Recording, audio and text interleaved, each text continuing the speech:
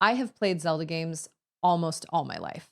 I've played almost every single Zelda game, and I've enjoyed almost every single one of those Zelda games that I've played, minus one. There are two things that I have experienced in two different Zelda games. Each of these things has only happened in one of the Zelda games out of the entire franchise. And both of them really stuck out to me. And they're relatively small details, but to me, they made for a much more immersive experience. And I don't know, they just really stuck out to me. So the first one is in Skyward Sword. Now, say what you will about Skyward Sword. I know people are divided on it. Some people really liked it, some people didn't like it. I know the motion controls were kind of cumbersome. I liked it. I loved it, actually. You know what? I'll totally go that far. I loved it. I thought it was great. I thought for the most part, it was an enjoyable addition to the storyline. I liked the music. I liked most of the mechanics. The motion controls were a little weird, but there was one thing about Skyward Sword that really stuck out to me that I've never seen them do in any other Zelda game. And that is when you first come upon a dungeon, each dungeon, there is this very specific cutscene that plays, and it's only in Skyward Sword. Now, I'm not talking about the cutscene that plays when you enter the dungeon. So, take, for example, Arbiter's Grounds in Twilight Princess. When you first walk in, the music starts playing, and then there's this kind of pan around where there's this slow, like, ooh, look what's coming. This place is creepy. Are you up for it? Here's the next couple hours of your life.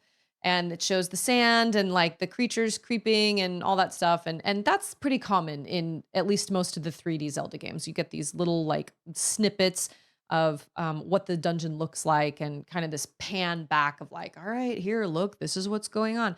That's not the cutscene I'm talking about. There's a very specific cutscene that happens only in Skyward Sword when Link first comes up on a dungeon.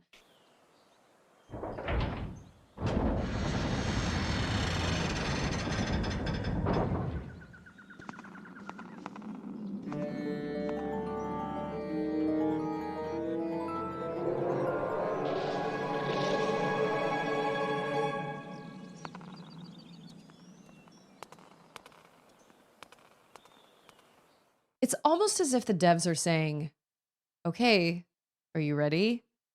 And of course, we're scared, right? I mean, I don't know about you, but I'm scared. I don't know what's waiting for me in there. We haven't even entered the dungeon yet. But I love that moment when Link's eyebrows furrow and he gets this look of determination on his face. I don't know about you, but for me, I'm like, let's do this, buddy. We know what's at stake. We know we've got to save Zelda.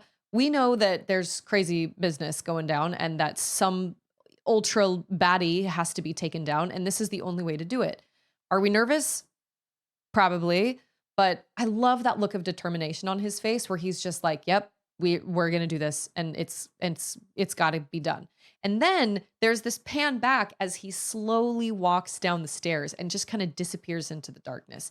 It's such a small detail, and they've never done it in any other Zelda game, but I loved it, and it really stood out to me as a detail that I'll probably never forget. The second thing is actually my favorite of these two things that I'm talking about right now, and that takes place in Twilight Princess.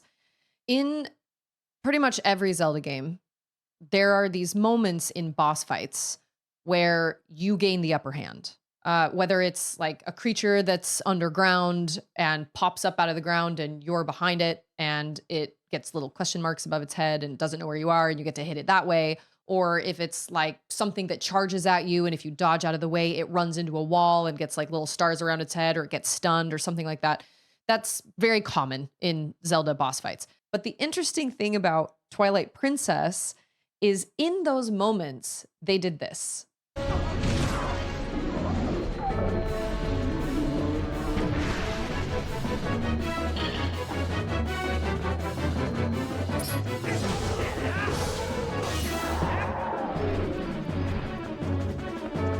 They added this tiny little piece of music to show when you had that upper hand. I don't know about you guys, but it fills me with determination when I hear that little tiny piece of music.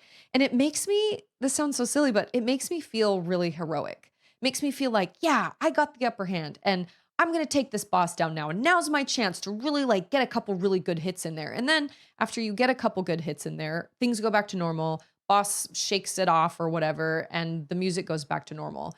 It's such a small detail, but it was so noticeable to me, especially as the game progressed. It just became so exciting when I heard that music because it just made me feel like I could do anything. And I just really loved that. I thought that was really amazing. And it makes me kind of sad that they've never done that in any other Zelda games. Now, I have noticed, and the earliest one I remember this happening in was actually A Link Between Worlds.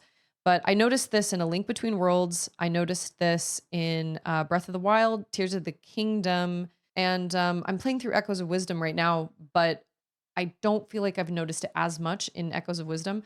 But another interesting thing they've done with the music is that the farther you progress, the more intense the music becomes.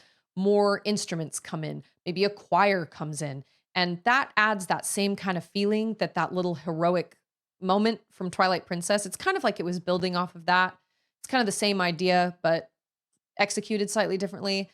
It makes you kind of feel like, okay, yes, I'm progressing. Things are getting harder. Oh, now we're on the second floor of this dungeon. Oh, now we're on the fourth floor. Or, oh, we're getting closer to the boss fight or whatever. And I really appreciate that as well. I think that's a really, really unique and interesting and immersive way to help the player feel like they're progressing and that things are going in the right direction without holding their hand and being like, here, go over there, do this thing.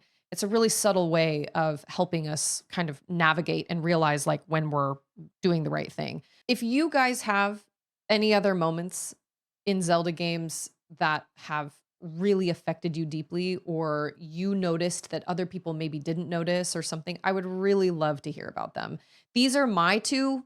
I mean, I'm sitting here racking my brain trying to think of other moments, but I don't think I can really think of any moments. If I do, then I'll make another video, but those are two that stand out to me really, really clearly that I've never seen them do in another Zelda game. And it makes me kind of sad. I kind of wish they would because it was really immersive and it was just unique and interesting. And I really, really appreciated it. Now, it's been a long time since I've played a handful of Zelda games. It's been a really long time since I've played Wind Waker, so I don't really remember much about the music in that one other than liking it.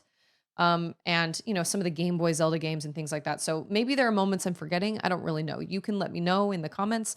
But these are the two that I really love and that stand out to me. So anyway, thanks for watching.